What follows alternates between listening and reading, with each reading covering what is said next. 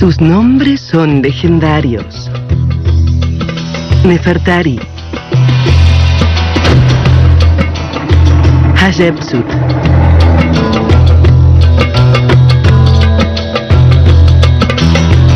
Nefertiti,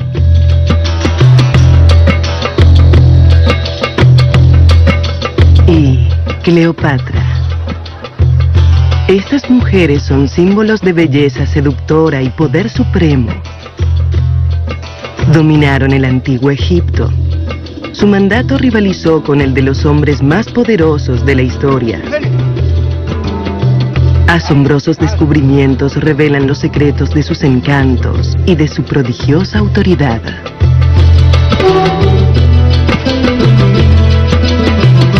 En tumbas cubiertas de jeroglíficos y en templos protegidos por colosos, los egiptólogos descubren una grandiosa fuente de poder de estas reconocidas soberanas en un culto previamente desconocido.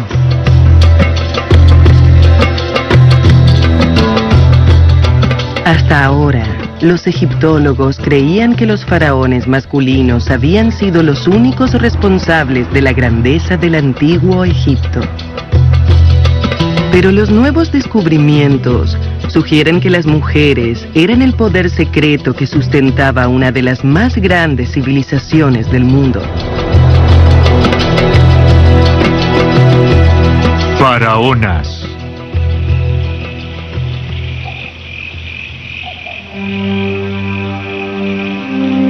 Si eras una mujer de la antigüedad, no había mejor lugar para vivir que en Egipto. Desde la realeza a las ciudadanas comunes, las mujeres del antiguo Egipto gozaban de más derechos y tenían más poder que las mujeres europeas del siglo XX. Podían tener propiedades, divorciarse de sus maridos y vivir solas. Algunas de ellas llegaron incluso a gobernar como faraonas. Las mujeres y el poder que ellas tenían podría ser la explicación de por qué Egipto se convirtió en la mayor civilización del mundo, superando incluso a Grecia y a Roma.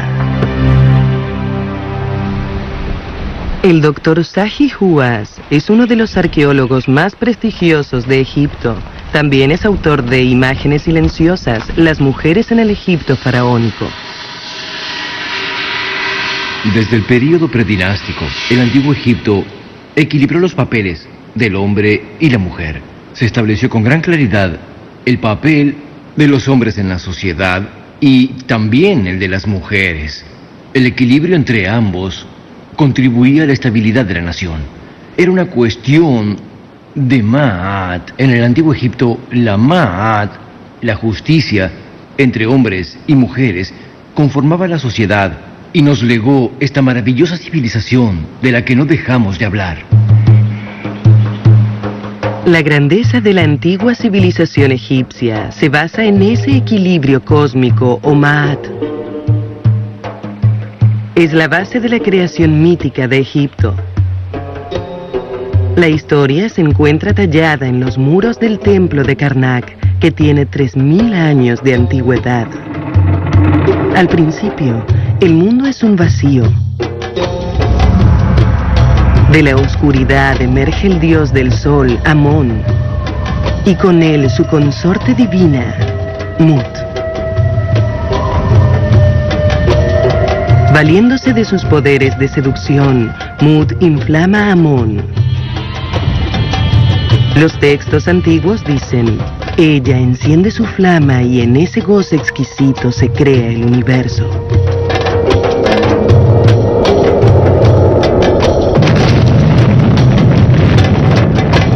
Pero este universo es frágil y podría volver a sumirse en el caos si no se celebran ritos para estimular a Amón y restablecer la creación.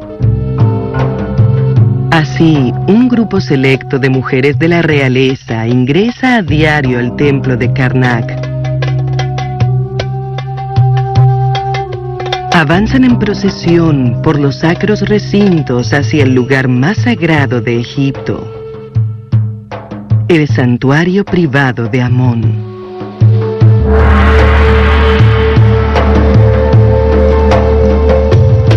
Aquí, y en completo secreto, estas mujeres reales vuelven a representar la historia de la creación con la manifestación terrenal de Amón. Estas mujeres se llaman las esposas divinas de Amón. A diferencia de los títulos hereditarios como reina o princesa, cualquier mujer de la realeza podía conquistar el título de esposa divina. Gobernaban desde la antigua ciudad de Tebas.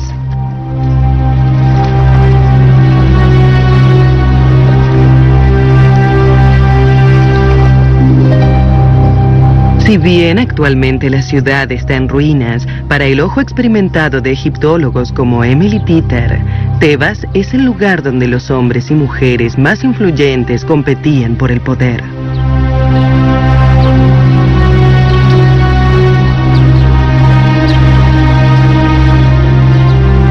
En el apogeo de la civilización egipcia, Tebas era la ciudad más grande, rica y sagrada del mundo antiguo.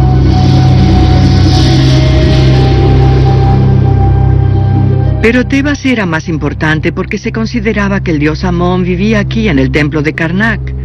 Durante más de 2 años, el poder político y económico de Egipto se originó aquí, en el templo de Karnak, bajo la autoridad del dios Amón. Desde el año 2100 hasta el 500 a.C., Tebas, la ciudad de Amón, fue el alma del antiguo Egipto. En la ribera occidental del Nilo se encuentra la necrópolis de Tebas, la ciudad de los muertos. Aquí, en el Valle de los Reyes, se hizo el hallazgo arqueológico más famoso de la historia, la tumba del rey Tut. En la ribera oriental del Nilo hay una serie de templos, todos ellos consagrados a Amón. El templo de Luxor tiene colosales estatuas en honor del dios. Luego de atravesar una avenida bordeada de esfinges, se llega a Karnak, el hogar de Amón.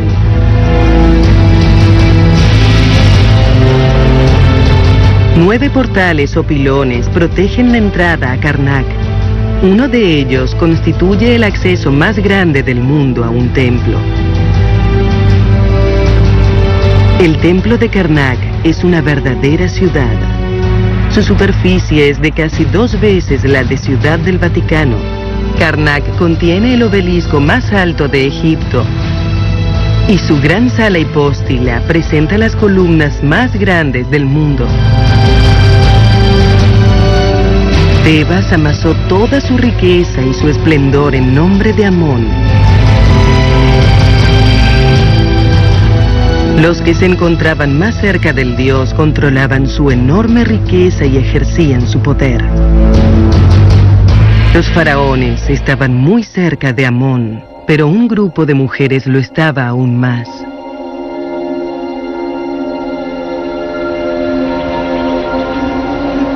Aquí, en una zona de Karnak que suele pasarse por alto, Emily Peter descubre pruebas de una relación más estrecha. Las esposas divinas de Amón. Ese estrecho vínculo entre las esposas del dios y Amón queda demostrado al observar una serie de capillas que las mujeres construyeron aquí en el interior de los recintos sagrados del dios Amón. No solo ocupan un lugar extraordinario dentro del santuario, sino que las escenas que se ven en estas capillas muestran al dios y a su esposa en actitudes íntimas, algo inusual en el arte egipcio. Aquí, la esposa del dios abraza a Amón. El dios la estrecha y coloca el pie entre las piernas de ella.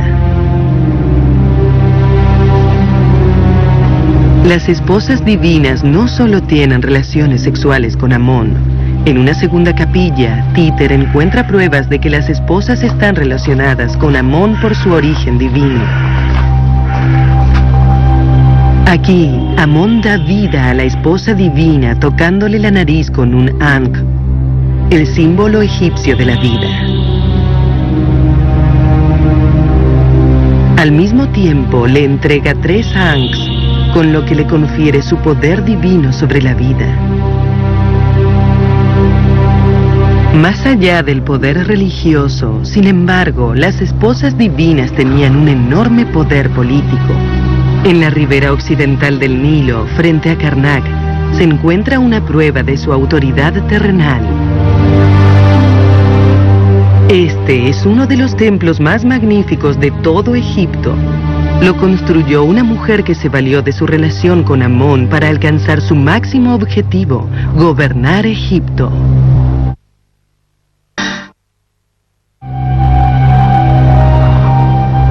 Bajo los rostros esculpidos en piedra de sus estatuas colosales se encuentra la historia de una esposa divina que se convirtió en faraona. Su nombre es Hatshepsut. El ascenso de Hatshepsut de esposa divina a reina estuvo signado por la política y la venganza.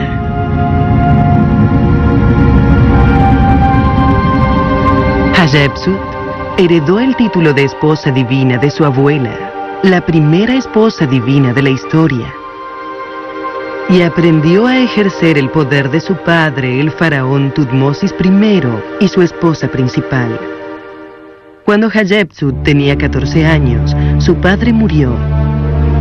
Tutmosis II, hijo de Tutmosis I, asciende al trono. Tenía una esposa aún menor. Tutmosis II no era de estirpe real pura, de modo que se casó con Hatshepsut, su medio hermana, para legitimar su reinado. Murió después de 12 años nada excepcionales en el poder. El hijo que había tenido con otra esposa es el primero en la línea sucesoria al trono. Pero Tutmosis III era demasiado joven para gobernar solo. Necesitaba un corregente. Hatshepsut, su madrastra, aprovechó la oportunidad. Las relaciones familiares le permitían acceder al gobierno junto con su hijastro.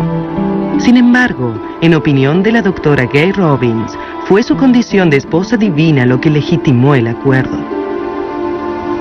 Esposa divina era el título favorito de Hatshepsut. La condición de esposa divina tenía enorme importancia ritual y económica. La esposa divina tenía que interactuar de forma directa con el dios en el templo, algo de lo que solo el rey podía participar. Y es por eso que es muy probable que haya usado esa posición como trampolín para asumir la titularidad del reinado. Una de las prerrogativas de los reyes era construir obeliscos. El padre de Hatshepsut, Tutmosis I, lo había hecho. Pero los obeliscos de Hatshepsut fueron más altos que los de su padre. En el corazón del templo de Karnak, Hatshepsut erigió 2 de los obeliscos más grandes de Egipto, uno de los cuales sigue en pie. Cada uno pesaba más de 360 toneladas. El que permanece en pie se eleva 27 metros por encima del templo. En la cima, que en la antigüedad debe haber estado revestida de oro argentífero, una mezcla de oro y plata, hay figuras talladas que representan a Amón colocando la corona de faraona a Hatshepsut. Debajo, inmediatamente después de su coronación como faraona, se ve una imagen de Hatshepsut y Amón en el tradicional abrazo de las esposas divinas. Hatshepsut se esforzó tanto por dar a su pueblo la imagen de una buena faraona que llegó incluso a usar la llamada barba faraónica, a vestirse de hombre y a adoptar la tradición constructora. Los primeros faraones habían construido pirámides a modo de cámaras mortuorias. Hatshepsut fue una de las primeras faraonas que levantó su templo funerario en Tebas, en el Valle de los Reyes. Se llegaba al Der Bahari de Hatshepsut a través de una avenida bordeada de esfinges, fuentes sagradas y árboles de mirra. El nombre que daban los antiguos egipcios al templo era simplemente Yeser Yeserú. Esplendor de esplendores.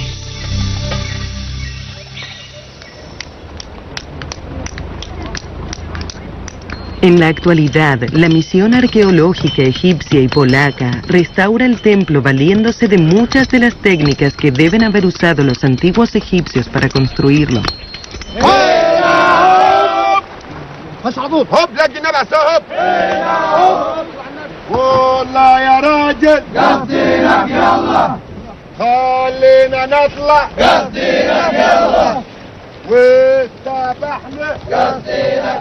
Para el egiptólogo polaco Miroslav Barwick, sin embargo, la restauración revela un giro sorprendente en la biografía de Hatshepsut.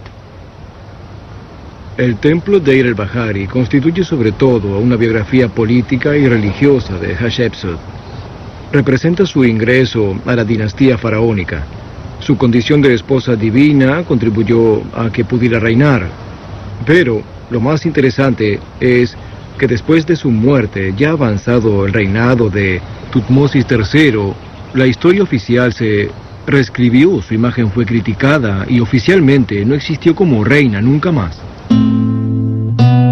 Misteriosamente, tras la muerte de Hatshepsut, Deir el-Bahari y sus otros monumentos de Karnak fueron objeto de ataques. Sus imágenes e incluso su título real aparecen borrados. Algunos egiptólogos lo explican como un intento de Tutmosis III de vengarse de la malvada madrastra que le había robado el trono. Sin embargo, el descubrimiento de un nuevo monumento de Hatshepsut que tiene intactos su nombre y su imagen revela una historia muy diferente. Un grupo de arqueólogos franceses y egipcios restaura en la actualidad un pequeño templo que llaman la Capilla Roja. Se trata de un monumento que fue desarmado antes de que Tutmosis III tuviera la oportunidad de destruirlo. En el curso de casi 100 años, se descubrieron 350 bloques en los cimientos del tercer pilar de Karnak. Esos 350 bloques fueron objeto de una cuidadosa reconstrucción durante los últimos 3 años. Así que la Capilla Roja de Hatshepsut está casi terminada. Al reconstruir la Capilla Roja, Larcher y su equipo descubrieron que Hatshepsut había iniciado el monumento, pero que lo había terminado su hijastro. Muchas de las imágenes que encargó Hatshepsut celebran su cogobierno con Tutmosis III. Su nombre aparece junto al de él y ambos encabezan juntos los rituales religiosos. Cuando Hatshepsut murió, Tutmosis III agregó 2 hileras a la parte superior de la capilla. En las mismas se representa su propia coronación. Dejó abajo las imágenes de la coronación de Hatshepsut. Si Tutmosis III esperó la muerte de Hatshepsut para vengarse de su madrastra, entonces ¿por qué terminó la Capilla Roja y dejó intacto su título real y sus imágenes? Es evidente, sin embargo, que más adelante atacó sus imágenes y su nombre. ¿Qué fue lo que lo llevó a hacerlo?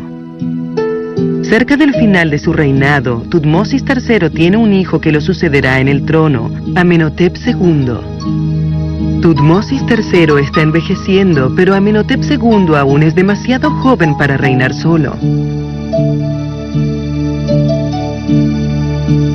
Por lo que parece, necesitará un corregente. El recuerdo del glorioso reinado de Hatshepsut aún está presente en la mente de los egipcios, y Tutmosis III teme que otra mujer pueda usurparle el trono a su hijo. Para asegurar el ascenso de Amenhotep II al trono, Tutmosis III trata de borrar los logros de Hatshepsut, para lo cual decide eliminarla de la historia. Seguramente Tutmosis no quería que su sucesor se viera eclipsado por las mujeres de la realeza, tal como le había pasado a él con Hatshepsut. Por lo tanto, él deliberadamente destruyó todo vestigio de esta para evitar que se convirtiera en un modelo para las nuevas mujeres de la realeza. A los efectos de asegurarse de que ninguna mujer pudiera aspirar al trono, Tutmosis III atacó la base de poder desde la cual Hatshepsut inició su ascenso al trono, la condición de esposa divina. Cuando Amenhotep II llega al trono, el título de esposa divina ya es solo ceremonial. Las mujeres no pueden usarlo para conquistar el poder político, al menos por ahora. 6 de diciembre de 1912. Amarna, Egipto. Al excavar los restos del estudio de un escultor antiguo, los trabajadores descubren algo espectacular.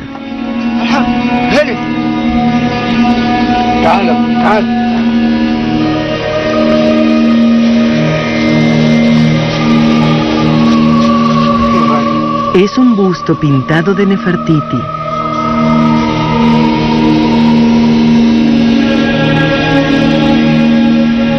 La imagen de la reina Nefertiti se asocia de inmediato con un símbolo de belleza.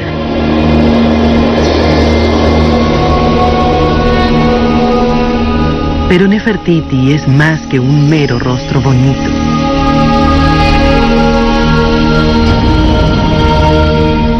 Junto a su esposo, el faraón Akenatón, encabeza una revolución religiosa que desplaza a Amón y su grupo de dioses por solo un dios: el disco solar de Atón.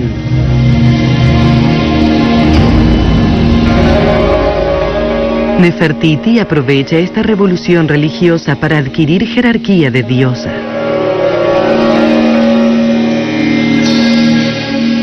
Y lo hace mediante la resurrección del poder de las esposas divinas.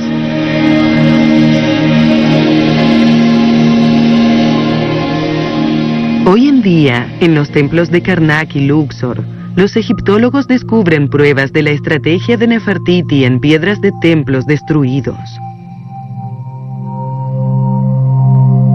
Durante los 13 años del reinado de Nefertiti y Akenatón, estos levantaron templos a Atón en el recinto sagrado de Amón. Fue el máximo acto de sacrilegio contra la antigua religión. Tras su reinado, todos los templos fueron destruidos y sus piezas se usaron como relleno en los cimientos de los monumentos que construyeron los siguientes gobernantes. A comienzos de la dinastía Ramessid, Horemheb desmanteló todas las construcciones de Akenatón y utilizó los bloques más pequeños para los cimientos de 3 pilares, y hasta ahora se descubrieron 60.000 bloques y pensamos que hay muchos más sepultados en distintos cimientos. Entre esos 60.000 bloques, los egiptólogos descubrieron muchas piedras que presentan rastros de Nefertiti. En este bloque aparece una parte de su nombre y uno de sus títulos: Gran Esposa Real. Otras piedras brindan indicios de los rituales sagrados que ella llevó a cabo, como quemar incienso. Es asombroso, pero algunas piedras parecen haber sido colocadas de modo tal que representan escenas. Para obtener un panorama completo de cómo Nefertiti utilizó la nueva religión para ganar poder, los egiptólogos abordan la tarea hercúlea de analizar más de 60.000 piedras. Pero lo que no puede hacerse con recursos físicos, puede hacerse de forma virtual. En la puerta oriental de Karnak, los egiptólogos combinan el tradicional trabajo de campo arqueológico con imágenes digitales. Determinaron que durante el reinado de Nefertiti y Akenatón, aquí hubo alguna vez una entrada gigantesca al templo de Karnak. Hasta ahora, lograron armar casi 100 escenas de ofrendas. Para su sorpresa, la mayor parte de las escenas muestra a Nefertiti encabezando los rituales sagrados. Tradicionalmente, las ofrendas a los dioses, incienso, óleos, vino, frutas y granos, solo pueden hacerse a través del faraón o una esposa divina. Los nuevos datos indican que Nefertiti tenía al menos tanto poder como un faraón. Y si bien en esta nueva religión no existe la figura de la esposa divina, Nefertiti preside rituales en honor del dios Atón, que son similares a los que llevaban a cabo las esposas divinas de Amón. Nefertiti aprovecha la tradición religiosa de las esposas divinas para elevarse de reina terrenal a la categoría de diosa. Durante más de 10 años, es la mujer más influyente del mundo antiguo. Luego, desaparece.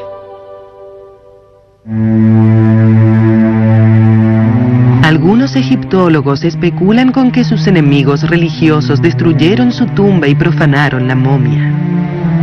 Otros sugieren que fueron sus seguidores los que ocultaron su momia y la sepultaron en un lugar secreto. De todas formas, Nefertiti sigue siendo una de las mujeres más famosas del mundo. En su época, restableció el poder de las mujeres.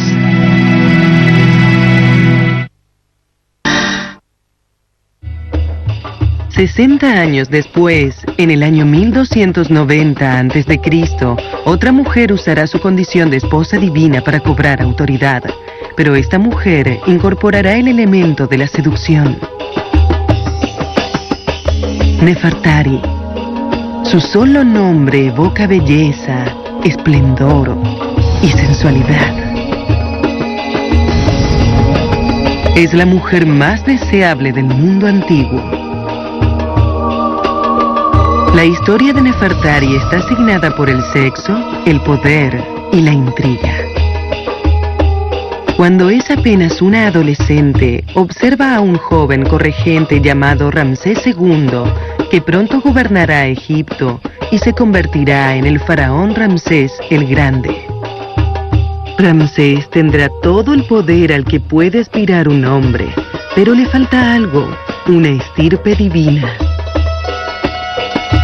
Sus antepasados eran soldados que se convirtieron en faraones mediante su poder militar. Ramsés quiere ser Dios, y la clave para ello es una esposa divina.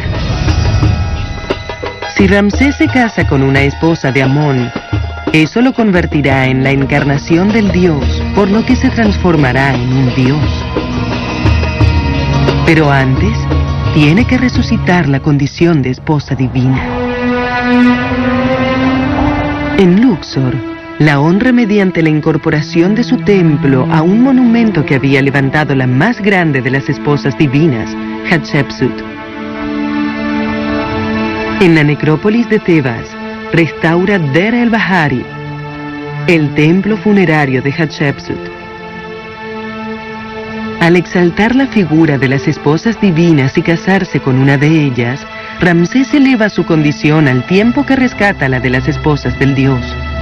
Eso resulta muy conveniente para Nefertari. Para convertirse en esposa divina, sin embargo, Nefertari tiene que destacarse entre las otras 20 esposas y 1000 concubinas de Ramsés. ¿Cuál es el secreto de su seducción? Las mujeres del antiguo Egipto adoraban su maquillaje tal como las mujeres de hoy. Nefertari, al igual que otras mujeres de la realeza y la nobleza, usaban los cosméticos para destacar su belleza natural. Además de cosméticos, debe haber usado pelucas y ropa que la hicieran lucir más atractiva a los ojos de su esposo, sobre todo porque éste tenía otras esposas entre las que elegir. La doctora Salima Ikram se especializa en el arte y la ciencia de la cosmetología del antiguo Egipto. Muchos de los elementos que usaban las mujeres del antiguo Egipto aún pueden comprarse en el mercado de especias de El Cairo. Se usa aleña procedente de la región egipcia del delta para teñirse el cabello y dar color a los pies. La galena o col, un mineral que se extrae del sector oriental del desierto, se muele y luego se aplica para delinear los ojos. El col se aplicaba con una varilla. Y como pueden ver, alargaba la línea de los ojos hasta donde se quisiera. En la época de Nefertari, la línea del ojo se prolongaba hasta las orejas. Los egipcios asociaban el delineador de ojos con la pureza.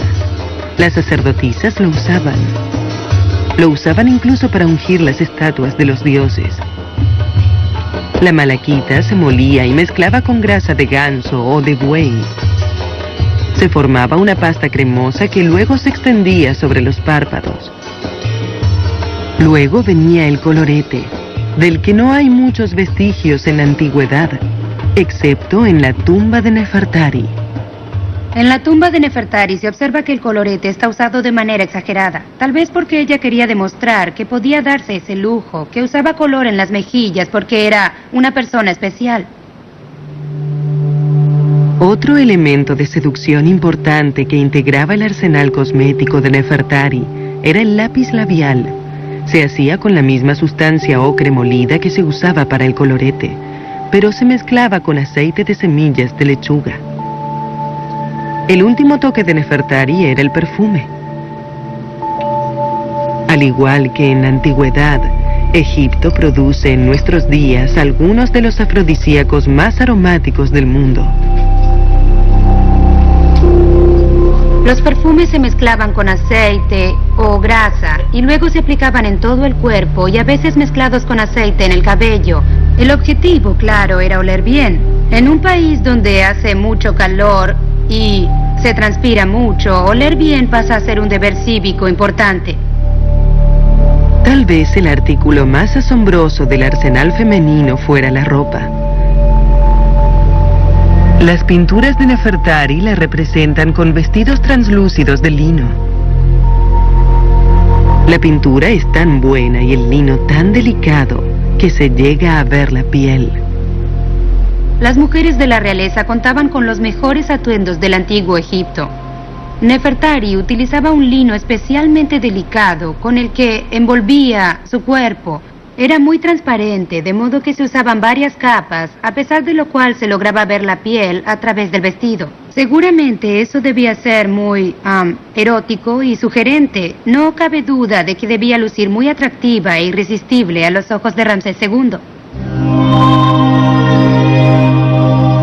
Con la ayuda de su atuendo erótico, su perfume seductor y su increíble belleza, Nefertari es la elegida para ser esposa divina, tras lo cual alcanzaría un poder sin precedentes.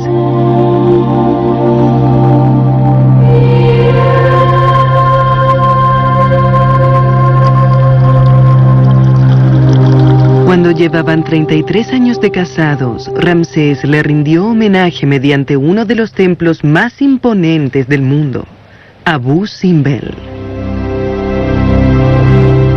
Excavado en los acantilados cerca de la frontera de Egipto con Sudán, en el sur del país, la fachada del primer templo presenta 4 estatuas gigantescas de Ramsés el Grande sentado.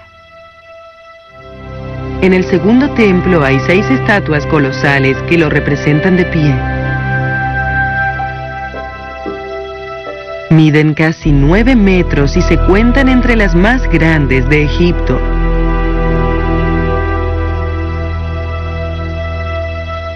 En un acto muy poco común en el antiguo Egipto, Ramsés representa a Nefertari con la misma estatura que él.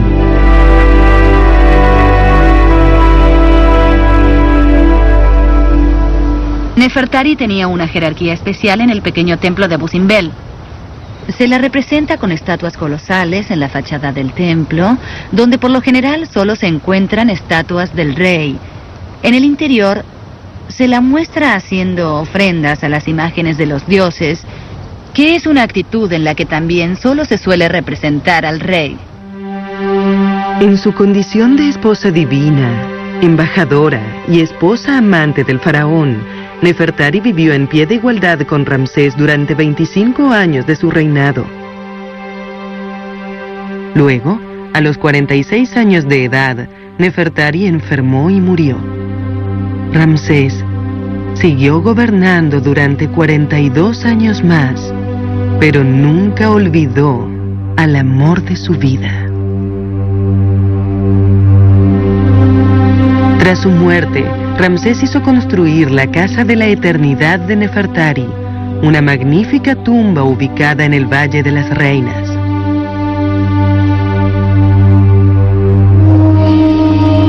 Las paredes del templo están cubiertas de coloridos jeroglíficos, lo que le valió al templo el apodo moderno de la Capilla Sixtina de Egipto. Se la considera la tumba más deslumbrante de las que se descubrieron en Egipto.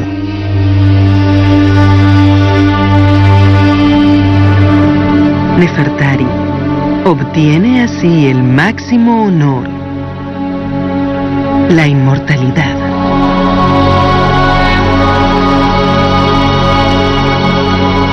Pero la gloria que Nefertari y Ramsés II dieron a Egipto no duró.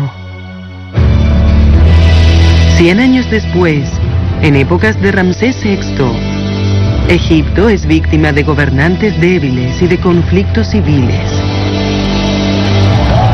Se produce la invasión de los guerreros nubios y por primera vez en la historia, los papeles se invierten y Egipto queda a merced de su colonia del sur. Corre el año 1150 a.C. y está a punto de renacer un antiguo poder, el de las esposas divinas de Amón. Esta vez, sin embargo, se trata de mujeres negras de Nubia. Antes de continuar la conquista en el norte de Egipto, los nuevos faraones negros tienen que asegurarse la ciudad de Tebas en el sur. Para ello, los reyes nubios resucitan la figura de la esposa divina. Conceden el título a sus hijas con la esperanza de fortalecer así su propio poder. Con el tiempo, las hijas transforman su poder religioso en poder político y usurpan el gobierno a los faraones. En el centro mortuorio de Medinet Habu, en Tebas, los egiptólogos revelan ahora la magnitud del poder que ejercían las esposas divinas. Las esposas divinas más importantes están sepultadas aquí en Medinet Habu. Eran mujeres muy poderosas que tenían poder político y poder religioso. Gobernaban Egipto como los reyes. Estas mujeres procedían de Nubia, de lo que hoy es Sudán. Reunificaron Egipto y propiciaron un renacimiento de la cultura y la política que se prolongó por más de 500 años. La ubicación de las capillas de las esposas divinas es un indicio del poder de estas mujeres nubias. Frente a un antiguo monumento que había levantado la faraona Hatshepsut y a lo largo de la avenida que llevaba a un templo que había construido el faraón Ramsés III, la esposa divina Amenirdis erigió su capilla funeraria. Pero la máxima manifestación de su poder se observa en el interior de la capilla, donde se la representa según la antigua tradición de dioses y reyes. El hecho de que las esposas divinas gobernaban como reyes es evidente en estas escenas de sus tumbas en Medinet Habu. Aquí vemos a Shepenwepet, una de las esposas divinas, ante los dioses Re-Horakti e Isis. Es notable que su altura sea igual a la de los dioses, ya que excepto en el caso de reyes y reinas, las personas se representan más bajas que los dioses. Otro símbolo del poder de estas mujeres se ve aquí. Es una representación de Amenirdis, otra esposa divina. Lleva una serpiente en la frente. Se llama Ureus y es un símbolo real. Otro elemento importante es que su nombre, Amenirdis, aparece aquí en medio de un óvalo, algo que también era prerrogativa de reyes y reinas. A menudo se representa a las esposas divinas luciendo la corona doble, un tocado real que simboliza su autoridad sobre los dos reinos de Egipto. En el interior del templo de Amenirdis, Títer descubre nuevas pruebas del poder real de las esposas divinas. Aquí, Amenírdis hace ofrendas personalmente a Amón, honor reservado solo al rey. En 2 escenas similares, Amenírdis ofrece toros en sacrificio ante una estatua de Amón. Al mismo tiempo, los devotos de Amenírdis ofrecen toros en sacrificio ante una estatua de la esposa divina. La iconografía sugiere que la jerarquía de las esposas divinas es igual a la de los dioses. No cabe duda de que durante el gobierno de las esposas divinas, Egipto alcanzó un nuevo apogeo y Tebas se convirtió en una de las grandes ciudades del mundo. Sin embargo, a mediados del siglo VI a.C., mientras Tebas prosperaba bajo la supremacía femenina, los débiles faraones del norte se vieron amenazados por invasores. Esta vez eran los asirios, que invadieron el norte de Egipto y finalmente lograron abrirse paso hacia el sur y sitiar la ciudad de Tebas. Tras varios intentos, los asirios consiguieron entrar en Tebas. Según documentos históricos de los asirios, la ciudad fue objeto de un gran saqueo. Quemaron las grandes puertas de madera de la entrada del templo, se llevaron las estatuas de oro que había en los santuarios, y según dijo el rey asirio, se hizo sentir a los egipcios el peso de las armas. El ataque a Tebas significó el fin de la ciudad más imponente del mundo antiguo. Tebas quedó reducida a una ciudad fantasma cubierta de arena. Durante los siguientes 500 años, los invasores ignoraron la jerarquía privilegiada de las mujeres egipcias. El poder y la leyenda de las esposas divinas cayeron en el olvido. Luego, en el año 50 a.C., una joven de 18 años ascendió al trono y restableció el poder de las mujeres egipcias. Se llamaba Cleopatra.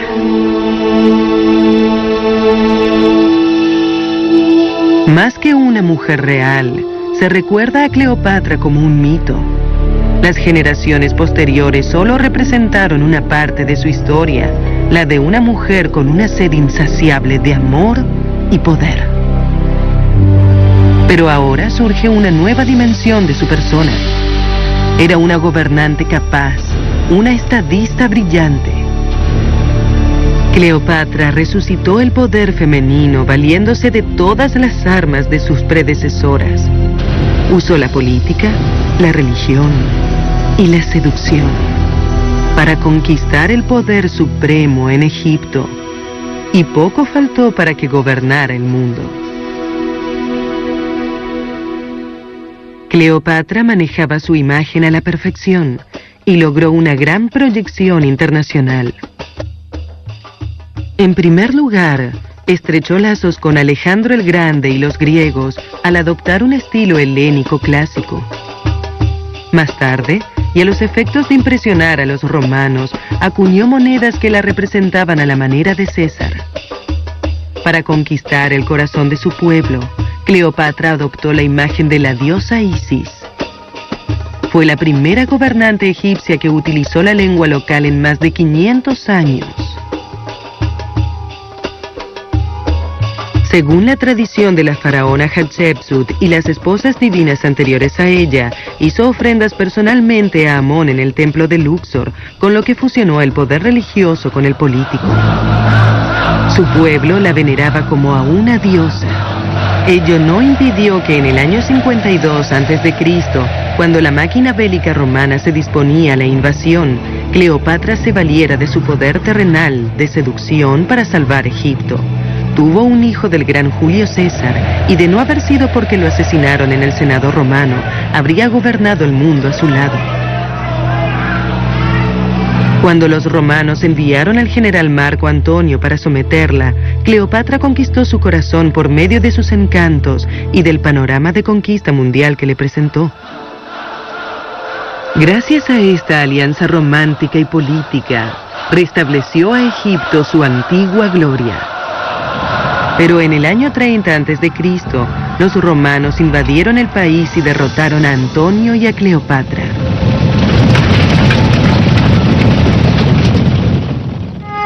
Cleopatra se negó a someterse al poder imperial y se suicidó. Según el historiador greco-romano Plutarco, murió como consecuencia de la mordedura de una áspid. En la actualidad, sin embargo, muchos especialistas consideran que Cleopatra experimentaba con venenos y sabía que el veneno de una cobra, la serpiente que adorna la corona de los faraones, era más mortífero y menos doloroso. Con la muerte de Cleopatra, llega a su fin la epopeya de 3.700 años de la historia egipcia. Se destrona a los faraones.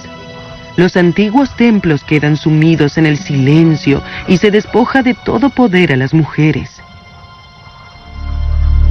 Pasarán casi 2000 años antes de que las mujeres vuelvan a conquistar los derechos de los que todas sus congéneres gozaban en el antiguo Egipto.